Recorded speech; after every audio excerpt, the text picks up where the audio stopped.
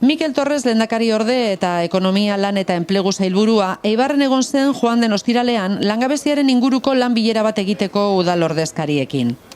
Gipuzkoako batez besteko langabezia tasa baino handiagoa da Eibarkoa, eta Jon Iraola alkatea eta Vanessa Hortaz ekonomia garapen, enplegu eta berrikuntza zinegotzia Torres lehendakariordearekin bildu ziren hirian enpleguaren sorrera sustatzeko estrategiak lantzeko.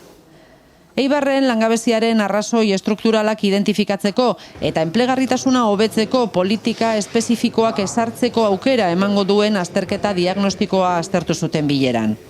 Ekimenak Lanbide Euskal Enplegu Zerbitzuaren babesa eta finantzaketa du, eta gizarte eragileek, enpresek eta hirugarren sektoreko erakundeek parte hartuko dute.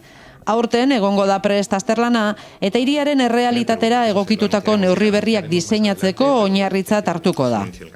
Lo primero que queremos anunciar, que ya lo ha dicho el alcalde de Eibar, es que desde el Departamento de Economía, de Trabajo y de Empleo, a través de Lanbide, vamos a financiar un estudio diagnóstico para analizar lo que es la situación del desempleo en el municipio de Eibar, con el fin de poder desarrollar políticas públicas de empleo que nos permitan reducir esa tasa de desempleo, acercarla a lo que es la media del territorio histórico de Guipúzcoa, ¿no? Y además queremos hacer un estudio y acercarnos a ese problema con rigor, con un análisis, diseño de acciones concretas para lograr una mayor y una mejor empleabilidad de las personas que estén en desempleo en este municipio. Eibarko udalak halaber, ekonomia garapen, enplegu eta berrikuntza saila indartuko duela iragarri du.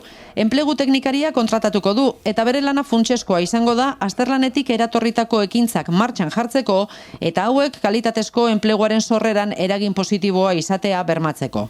Es una herramienta fundamental este diagnóstico para conocer, para identificar las causas estructurales que dificultan la creación de empleo en nuestro municipio.